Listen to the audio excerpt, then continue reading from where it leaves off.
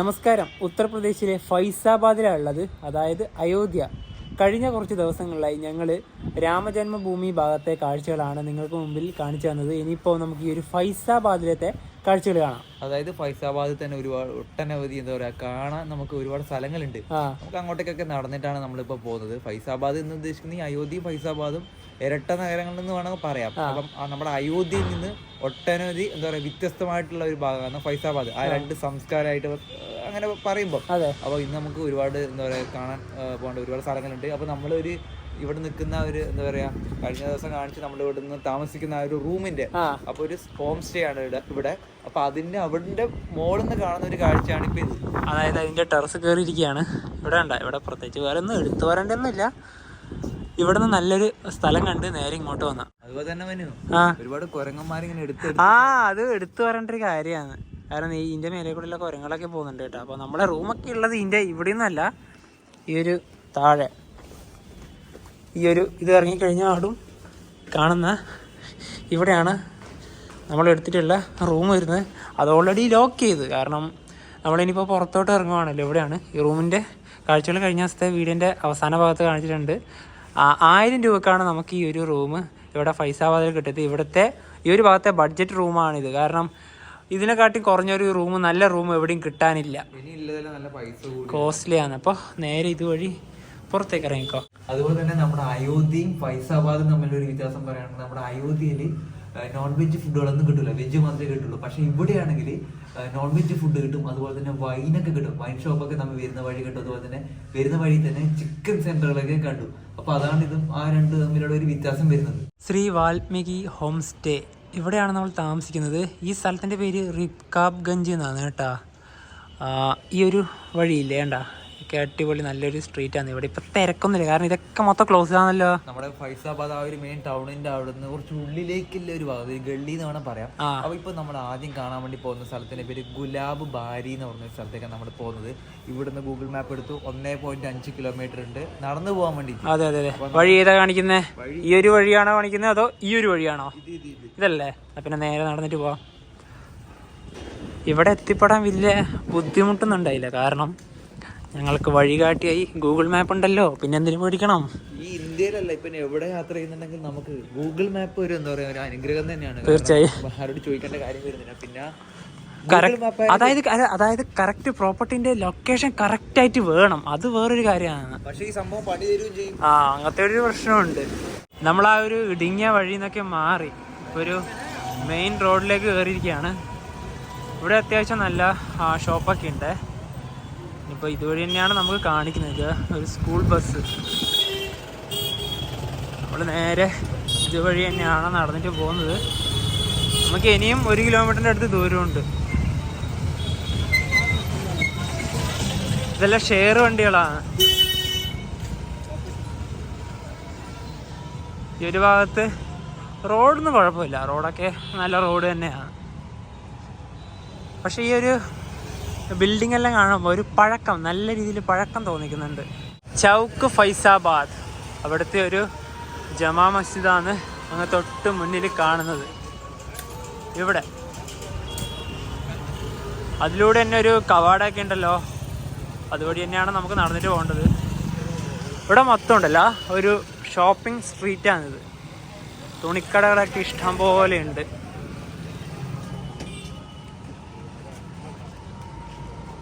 എല്ലാം ഡ്രസ്സുകളാണ് ഈ ഒരു ഭാഗത്ത്.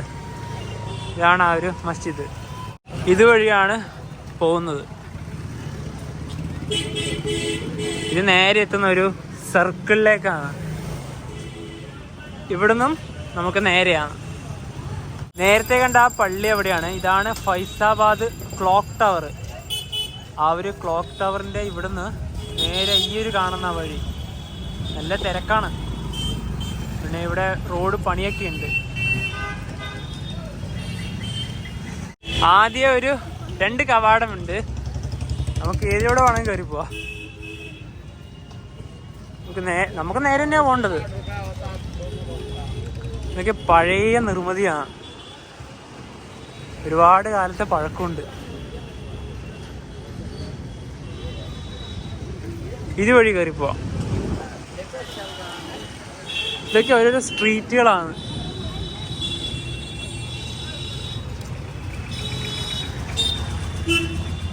ഒരുപാട് വർഷത്തെ പഴക്കമുണ്ട് എന്തായാലും. ഇത് കണ്ടതാ. നമുക്ക് കുറച്ചും കൂടെ നടക്കാനുണ്ട്. ഈ ഷെയർ വണ്ടികൾ ഇഷ്ടം പോലെയുണ്ട്. കണ്ടതാ. നമ്മൾ ഇതുവഴിയാണ് നടന്നിട്ട് വന്നത്. അങ്ങനെ നടന്നിട്ട് ഗുലാബ് ബാരിയുടെ ഇവിടെ എത്തിയിരിക്കുകയാണ്. ഇനിയിപ്പോൾ ഇതിൻ്റെ അകത്തോട്ട് നമുക്ക് പ്രവേശിക്കാം. ഇവിടെ ടിക്കറ്റ് ഫെയർ ഒന്നുമില്ല. ഇതുവഴി ഒരു എൻട്രൻസ് ഉണ്ട്. അതായത് ഇതൊരു ശവകുടീരമാണ്. നവാബ് ഷുജാ ഉദ് ദൗളയുടെ ശവകുടീരമാണ് നമ്മളിനി കാണാൻ വേണ്ടി പോകുന്നത്. അതുപോലെ തന്നെ ഇവിടെ തന്നെയാണ് ഇന്ത്യൻ ഫ്ലാഗ് വരുന്നത്. കണ്ടോ, ഇവിടെ അവിടെ ഒരു നിർമ്മിതി ഉണ്ട്. അല്ലേ, നമുക്ക് ഇതുവഴിയും പോവാം. ആൾക്കാരൊക്കെ ഇവിടെ ഇപ്പോൾ വന്നുകൊണ്ടിരിക്കുക. കാരണം വൈകുന്നേരം ഒരു 3:30 കഴിഞ്ഞു ഇപ്പോൾ സമയം. ഒരു 4 മണി ഈവനിങ് ഒരു നല്ല വെയിലൊക്കെ കുറഞ്ഞായിരിക്കും കുറച്ചുകൂടെ ആൾക്കാർ വരിക. കാരണം നല്ല രീതിയിൽ ഇതൊക്കെ കണ്ടുകൊണ്ട് പോകാൻ പറ്റുക. നമ്മളിനിയിപ്പോൾ അതിൻ്റെ അകത്തോട്ട് കയറി പോകണം. അവിടെ സെക്യൂരിറ്റി ചെക്കൊക്കെ ഉണ്ട്. ഇതിൻ്റെ അകത്ത് കയറി കഴിഞ്ഞാൽ തന്നെ നമുക്ക് ഇതുപോലുള്ളൊരു ഇടവഴിയുണ്ട്. അതുവഴി തന്നെ നമുക്ക് ഗുലാബ് ബാരിയുടെ ആ ഒരു ഭാഗത്തേക്കൊക്കെ നമുക്ക് പോവാം. ഈ ഒരു സമയത്ത് നേരത്തെ പറഞ്ഞ പോലെ തന്നെ തിരക്കില്ല. അതുകൊണ്ട് തന്നെ നമുക്ക് നല്ല രീതിയിൽ തന്നെ ചിത്രീകരിച്ചിട്ട് പോകാൻ പറ്റും. അല്ലെങ്കിൽ തിരക്കായിട്ടുണ്ടെങ്കിൽ പിന്നെ എന്താ പറയുക, നമുക്ക് നല്ല രീതിയിലൊന്നും ക്യാപ്ചർ ചെയ്യാൻ പറ്റില്ല. ഇവിടെ നല്ലൊരു ഗാർഡൻ ഉണ്ട്. ഈ ഒരു ഭാഗത്ത് പനയാണ് ഈ ഒരു കാണുന്നതൊക്കെ. ഇവിടുന്ന് കാണുന്നൊരു വ്യൂ കണ്ട ഈ ഒരു നിർമ്മിതിൻ്റെ ആ ഒരു എന്താ പറയുക, ഈ ഒരു വെള്ളത്തിൽ അതിൻ്റെ ഇത് കാണുന്ന കണ്ട നല്ല രസമില്ലേ. ഇവിടെ ലൈറ്റിംഗ് കൂടെ രാത്രിക്ക് ഉണ്ടാകാൻ ചാൻസ് ഇല്ല. ഇവിടുന്ന് ലൈറ്റിംഗ് ഇല്ല. ലൈറ്റിങ്ങും കൂടി ഉണ്ടെങ്കിൽ നല്ല രസമായേനെ. ഇതുവഴി ഈ ഒരു ഇടവഴിയൊക്കെ നമുക്ക് നടന്നിട്ട് എന്താ പറയുക മറ്റ് ഭാഗങ്ങളിലേക്കൊക്കെ പോവാം. കേട്ടാ, ഇതുവഴി ഇങ്ങനെ നടക്കാം. നല്ല രീതിയിൽ തന്നെ ഇവിടെയൊക്കെ മെയിൻറ്റെയിൻ ചെയ്യുന്നുണ്ട്. അപ്പോൾ ആ ഒരു ഭാഗത്തേക്കൊന്നും ഇറങ്ങി പോകാൻ പറ്റില്ല. കാരണം ഇവിടെ വലിയൊരു ആൽമരമൊക്കെ ഉണ്ട്. കണ്ടതാ. ഈ ഗുലാബ് ബാരി എന്ന ഈ ഒരു ശവകുടീരം 1816 നിർമ്മിച്ചത്. 200 വർഷങ്ങൾക്ക് മുന്നേ. ഇനിയിപ്പോൾ നമ്മൾ ഈ ഒരു ഭാഗത്തുനിന്നൊക്കെയാണ് ഇത്ര നേരം ഉണ്ടായത്. ഇനിയിപ്പോൾ നമുക്ക് ആ ഒരു ആൾക്കാരൊക്കെ ഉള്ള ആ ഒരു ഭാഗമില്ലേ, ആ ഒരു ഭാഗത്തേക്ക് നടന്നിട്ട് പോകാം. ആ ഒരു ഭാഗത്തേക്കൂടെയൊക്കെ ഒരുപാട് ആൾക്കാർ നടന്നിട്ട് പോകുന്നുണ്ട്. അതുപോലെ തന്നെ ശവകുടീരൊക്കെ ഉള്ളത് ഈ ഒരു ഭാഗത്താണ്. നമുക്ക് ഇതിൻ്റെ അകത്തേക്ക് പ്രവേശനം ഇല്ലാന്ന് തോന്നുന്നു. കാരണം ഈ ഒരു പുറം വഴി നമുക്കിതൊക്കെ കണ്ടുകൊണ്ട് നടക്കാം. ഒരുപാട് കൊല്ലത്തെ പഴക്കമുള്ള ഒരു ഭാഗത്താണ് നമ്മളിപ്പോൾ വന്ന് നിൽക്കുന്നത്. അതായത് 200 വർഷം, നേരത്തെ പറഞ്ഞ പോലെ തന്നെ 1816 നിർമ്മിച്ചുകൊണ്ട് 200 വർഷം പഴക്കമുള്ളത്. എത്ര തലമുറകൾ മാറിപ്പോയല്ലേ. എന്നിട്ടും ഈ ഒരു നിർമ്മിതി ഇപ്പോഴും ഇവിടെ തന്നെയുണ്ട്. നമുക്കിനിയിപ്പോൾ ആ ഒരു ഭാഗത്തേക്ക് കൂടെ പോകാം. കാരണം ഇതിനൊന്ന് ജസ്റ്റ് ഒന്ന് റൗണ്ട് അടിച്ചിട്ട് വരണമല്ലോ. അത് മൊത്തം കാണണമല്ലോ. ഈ ഒരു പഴയ കാലത്തെ നിർമ്മിതികളൊക്കെ ഇല്ലേ, ഇപ്പോൾ കാണുമ്പോൾ എന്താ ഒരു പ്രൗഢിന്നറിയാം. കാരണം ഇതൊക്കെ എന്താ പറയുക നമ്മുടെ, കാരണം ഒരു കണ്ടിരിക്കേണ്ട കുറച്ച് സ്ഥലങ്ങളാണ് ഈ ഒരു പഴയ കാലം. അതായത് എത്ര തലമുറകൾ മാറിപ്പോയി, എന്നാലും ആ പണ്ട് നിർമ്മിച്ച ആ ഒരു നിർമ്മിതി ഇപ്പോഴും നമുക്ക് ഇവിടുന്ന് കാണാൻ വേണ്ടി സാധിക്കുന്നില്ലേ. ഇതൊക്കെ ഹിസ്റ്റോറിക്കൽ തന്നെയാണ്. നമുക്ക് ഈ പറഞ്ഞ പോലെ അതിന്റെ ഭംഗി ഈ ഒരു സൈഡിൽ നിന്ന് കാണുകയാണെങ്കിൽ ഇങ്ങനെയാണ് ഉണ്ടാവുക കേട്ടോ. നോക്കിയാ എന്താ ഇത് നല്ലൊരു എന്താ പറയാ, എല്ലാവരും അയോധ്യയിലേക്ക് വരുവാണെങ്കിൽ ഇതൊക്കെ വന്ന് കാണണം. നമ്മളെ രാമക്ഷേത്രമൊക്കെ സന്ദർശിച്ച ശേഷം സമയമുണ്ടെങ്കിൽ ഇതൊക്കെ വന്ന് കാണാം. ഇതും അയോധ്യന്റെ ഭാഗം തന്നെയാണല്ലോ. ഇവിടുന്ന് കുട്ടികളുണ്ടല്ലോ, ഇതാ ബോൾ കൊണ്ടൊക്കെ ഓരോരോ ഇതൊക്കെ കളിക്കുന്നുണ്ട്. ഈ നല്ല രസമല്ല, നല്ല ഗാർഡൻ അല്ലേ. പിന്നെ എല്ലാവർക്കും നല്ല രീതിയിൽ എൻജോയ് ചെയ്യാമല്ലോ. അതുപോലെ തന്നെ നമ്മുടെ ഫൈസാബാദിൽ, അതായത് അയോധ്യ തന്നെ ഈ മുസ്ലിം വാസ്തുവിദ്യയിലെ ഒരുപാട് എന്താ പറയുക ചരിത്ര സ്മാരകങ്ങളുണ്ട്. നമ്മളിപ്പോൾ നിൽക്കുന്ന ഈ ഒരു ഗുലാബ് ബാരി എന്ന് പറഞ്ഞാൽ. അതുപോലെ തന്നെ മറ്റൊരു സ്ഥലമുണ്ട്. അപ്പം അതിൻ്റെ പേര് കുറച്ച് ബുദ്ധിമുട്ടായതുകൊണ്ടാണ് ഞാൻ ഈ ഫോൺ നോക്കുന്നത്.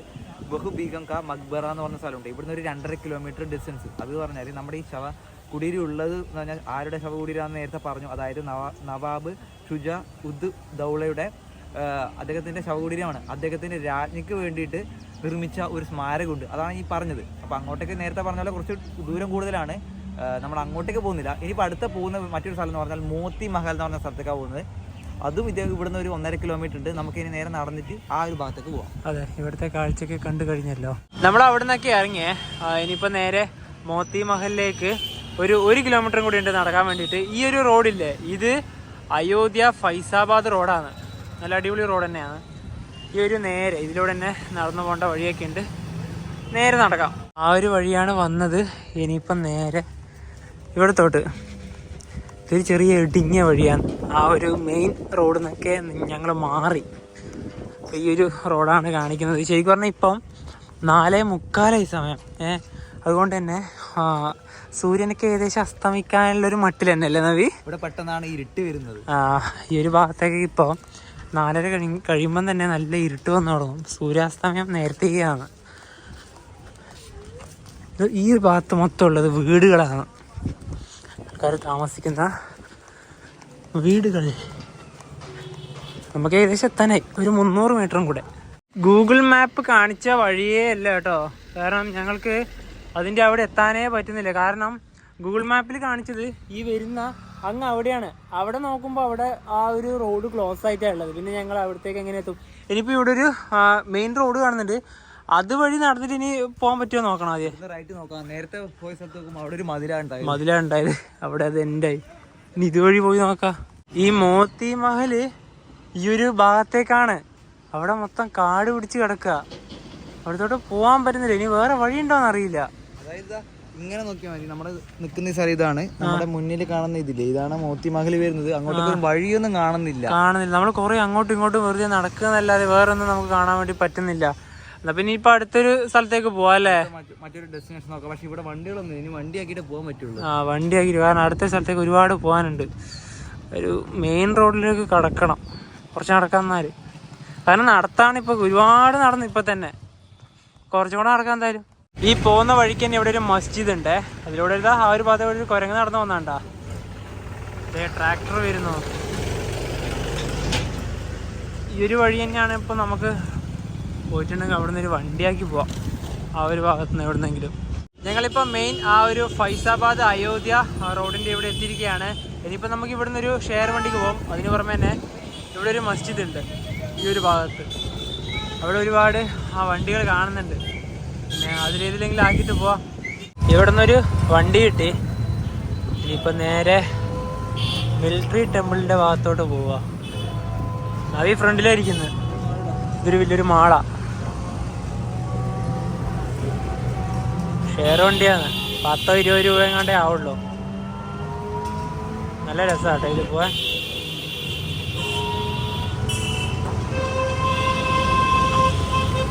ഈ വണ്ടിയിലുണ്ടല്ലോ ഫ്രണ്ടില് കൊടിയൊക്കെ കെട്ടിയിട്ടുണ്ട്. ജയ് ശ്രീറാം എന്ന് പറഞ്ഞിട്ടുള്ളത്. ഇതൊക്കെയാണ് ഇവിടുത്തെ കെട്ടിടങ്ങള്.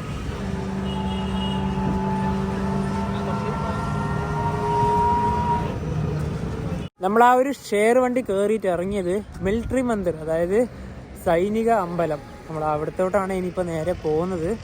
കാരണം ഈ ഒരു ഭാഗത്താണ് ക്ഷേത്രത്തിൻ്റെ അതൊക്കെ വരുന്നത്. അപ്പോൾ അതുവഴിയാണ് നടന്നു പോകേണ്ടത്. മൊത്തം ഇവിടെ ആർമി വണ്ടികൾ മാത്രമേ ഉള്ളൂ. ആർമി കൺട്രോൾഡ് ആണ് ഈ ഒരു പ്ലേസ് മൊത്തം.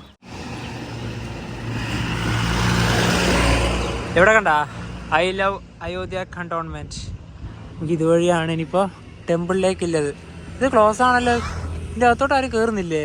ഈ ക്ഷേത്രത്തിലേക്ക് പോകുന്നതിന് മുന്നേ തന്നെ ചെരുപ്പൊക്കെ ഇവിടെ വെക്കാനുണ്ട്. ഈ ഒരു ഭാഗത്ത് വെക്കാം. പിന്നെ മൊത്തം മിലിറ്ററി കൺട്രോൾഡ് ആയതുകൊണ്ട് വീഡിയോ എടുക്കുന്നതിന് കുറച്ച് പ്രശ്നങ്ങളൊക്കെ ഉണ്ട്. എന്നാലും നമുക്കിപ്പോ ഈ ഒരു ക്ഷേത്രത്തിന്റെ അകത്തേക്ക് കയറിയിരിക്കുകയാണ്. ഇവിടെ അധികം തിരക്കൊന്നുമില്ല. എവിടെയാണ് ആ ക്ഷേത്രഭാഗം? തിരക്കേ ഇല്ലാത്തൊരു ക്ഷേത്രമാണ് ഈ ഒരു മിലിറ്ററി ടെമ്പിൾ. ഈ ഒരു ഭാഗത്ത് അങ്ങ് അവിടെയൊക്കെ ഇരിക്കും. ഗാർഡനൊക്കെ ഉണ്ട് കേട്ടോ. നമുക്ക് വേണമെങ്കിൽ ഈ ഒരു പുല്ലിൻ്റെ ഭാഗത്തൊക്കെ പോയിരിക്കുക. നല്ല തണുത്ത കാറ്റ് വീശുന്നുണ്ട്. നല്ലൊരു പ്രതീതി തന്നെയാണ് ഈ ഒരു ക്ഷേത്രഭാഗത്ത്. പനകളുണ്ട് ഇഷ്ടം പോലെ. ഇവിടുത്തെ ഈ ഒരു ചുമരിനൊക്കെ കണ്ടതാ നമ്മുടെ ശ്രീരാമൻ്റെയും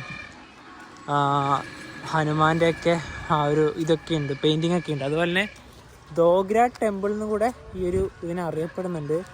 മിലിറ്ററി ടെമ്പിളിന് പുറമെ എനിക്കൊന്ന് കൂടുതൽ സൈനിക വിഭാഗത്തിലെ ആൾക്കാരെ ഇവിടെ സൈനിക ഒരു ക്യാമ്പിന്റെ ഭാഗമാണ്. അതുകൊണ്ട് തന്നെ വീഡിയോ എടുക്കാനുള്ള കുറച്ച് ബുദ്ധിമുട്ടുണ്ട് ഈ ഒരു ഭാഗത്ത്. അതെ, മിലിറ്ററി ടെമ്പിൾ എന്ന് അറിയപ്പെടാൻ കാരണം അതായിരിക്കാം. നമ്മളിനിപ്പോൾ ഇവിടുന്ന് ഗുപ്താർഗഡിലേക്ക് ഒരു ഷെയർ വണ്ടിക്ക് പോവുകയാണ്. തൊട്ടടുത്ത് തന്നെയാണ്, 1 കിലോമീറ്ററേ ഉള്ളൂ. ആ ഒരു 1 ചില്ലറ കിലോമീറ്റർ മാത്രമേ നമുക്ക് പോകാനുള്ളൂ. ഇതൊക്കെ ഉണ്ടല്ലോ ആർമി ഏരിയകളാണ്. അയ്യോ അവിടെ നല്ല രസമിരിക്കാൻ വേണ്ടിട്ട്. കുഴപ്പമില്ല, ഇത് ഷെയർ വണ്ടിയാണ്. അവിടെ എത്തും പറയാം, വേറെ ആൾക്കാരൊന്നും കേറിയിട്ടില്ല. അതിനത്രല്ലേ പോകാനുള്ളൂ. സൂര്യാസ്തമയം ആവാനായേ, ഏകദേശം ഇരുട്ട് വന്ന് തുടങ്ങി. ഒരു അരമണിക്കൂറൂടെ കഴിഞ്ഞാൽ നല്ല ഇരുട്ട് വരും. അതിനു മുന്നേ തന്നെ നമുക്ക് ആ ഒരു ഭാഗത്തെ കുറച്ച് കാഴ്ചകളൂടെ കാണാനുണ്ട്.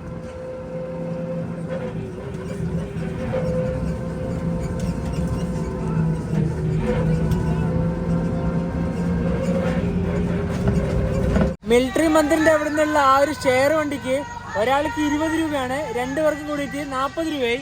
ഇപ്പൊ ഇതാ ഞങ്ങൾ ഗുപ്താർ ഘട്ടിന്റെ ഇവിടെ എത്തിയിരിക്കുകയാണ്.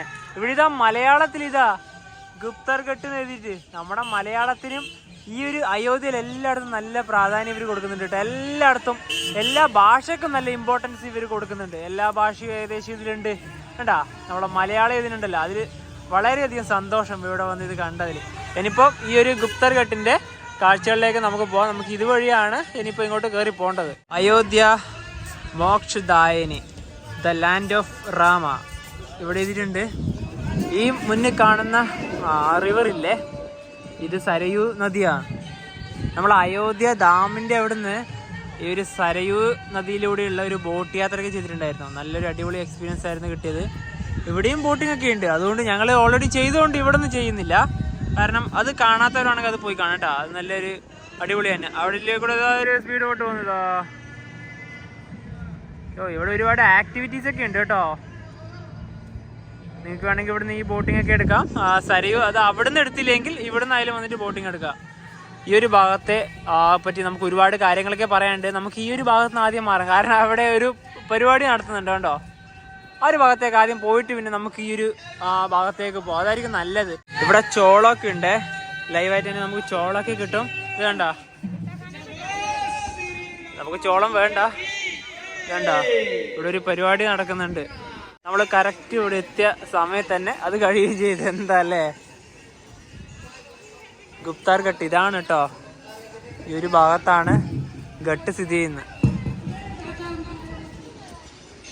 ഈ ഒരു സന്ധ്യാസമയത്ത് തന്നെയാണ് ഈ ഒരു ഭാഗത്തേക്കൊക്കെ വരേണ്ടത്. കാരണം ഓവർ വെയിലായിട്ടുണ്ടെങ്കിൽ നമുക്ക് ഇതൊന്നും നല്ല രീതിയിൽ ക്യാപ്ചർ ചെയ്യാൻ പറ്റില്ല. കാരണം ഇവിടെ പരിപാടി കഴിഞ്ഞിട്ടില്ല കേട്ടോ. അടുത്ത ഏതൊരു പരിപാടി ഇതാ അവിടത്തോട്ട് റെഡിയായി. ഇവിടെ പരിപാടി ഉഷാറാക്കുന്നുണ്ട് കേട്ടോ.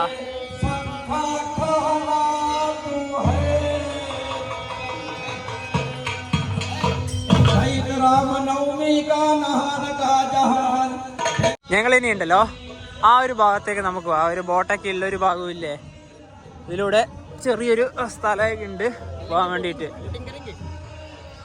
ബോട്ടിങ് വേണോന്ന്, ഞങ്ങൾ ബോട്ടിങ് ഇല്ല. ഇത് ഇതിലുണ്ടോ, അതാ വെള്ളമൊഴുകി പോകുന്നുണ്ടോ ഈ ഒരു ഭാഗത്തേക്ക് കൂടെ. ഇത് ബോട്ടിങ്ങിലൊക്കെ പോകാൻ വേണ്ടിയിട്ട് ഉള്ള ഒരു ഭാഗമാണ് കേട്ടോ. അതവിടെ ഒരുപാട് ബോട്ടുകളുണ്ട്. അവിടെയാണ് മെയിൻ ഭാഗം, ബോട്ടിങ്ങിൻ്റെ ആ ഒരു മെയിൻ ഭാഗം അവിടെയാണ്. ഫോട്ടോ ഒക്കെ എടുക്കാൻ പറ്റിയ നല്ലൊരു സ്ഥലമാണ്. നമ്മളെ ആ ഗുപ്താർ ഘട്ടിൻ്റെ ആ ഒരു വലിയൊരു വ്യൂ കണ്ടതാ. ശരിക്കും ഈ ഒരു ഘട്ടിനാണ് വലിയൊരു പ്രാധാന്യമുള്ളത്. അതൊക്കെ നമുക്ക് പറയാം.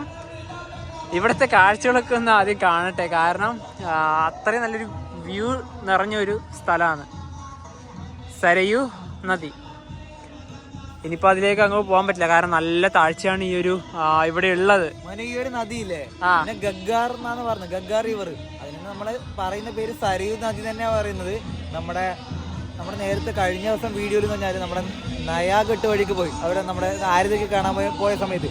അപ്പൊ ആ നദിന്ന് അവിടെ നിന്ന് പറഞ്ഞ നദിയിൽ നിന്ന് ആൾക്കാർ, അതായത് നമ്മുടെ തീർത്ഥാടകര് ജലം നമ്മുടെ ക്യാൻ ഉണ്ടല്ലോ സംഭവം, അതില് ഫില്ല് ചെയ്തിട്ട് കൊണ്ടുപോകുന്നുണ്ട് വീട്ടിലേക്കൊക്കെ. വാരണാസിയിലും ഋഷികേശിലും ഹരിദ്വാറിലൊക്കെ പോയി കഴിഞ്ഞാൽ കാണാം. അപ്പൊ അവര് പുണ്യജലം പോലെയാണ് കാണുന്നത്. അപ്പൊ അങ്ങനെ കൊണ്ടുപോകുന്നവരുണ്ട്. അപ്പം അവിടുന്ന് ഇപ്പൊ കുറെ ആൾക്കാർ ഇങ്ങോട്ട് വരുന്നുണ്ട്, കാരണം ഇത് കുറെ ഡിസ്റ്റൻസ് മാറിയിട്ടാണ് ഗുപ്താർ ഘട്ട് സ്ഥിതി ചെയ്യുന്നത്. സ്പീഡ് ബോട്ട് പോകുന്ന കണ്ട,